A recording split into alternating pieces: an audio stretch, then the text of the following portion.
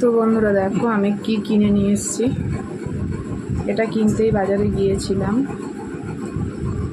তো দেখো এখন বাবা আর আমার বর মিলে ওটা সেটিং করার জন্য, চালানোর জন্য ব্যবস্থা করছে। এখনো আমাদের ঘরের ওয়ারিং করা এখনো হয়নি, এখনো কাজ বাকি আছে। তো এখনো কাজ বাকি আছে, তাই এখন চালানোর মতন ব্যবস্থা করছে। তোমাদের সাথে আগে ভিডিওতে শেয়ার করেছি যে কী কিনতে যাচ্ছি বা কিছু। আবার এটাই কিনতে গিয়েছিলাম। তো দেখো এটা এই গরমে বাবা মাকে আর আমার একটা ছোট্ট পুচকে সদস্য আছে ভাইপো, ওকে গিফট করলাম 3 জনকে। তো তোমরা কমেন্ট করে জানিও গিফটটা কেমন হয়েছে, তো জানিও।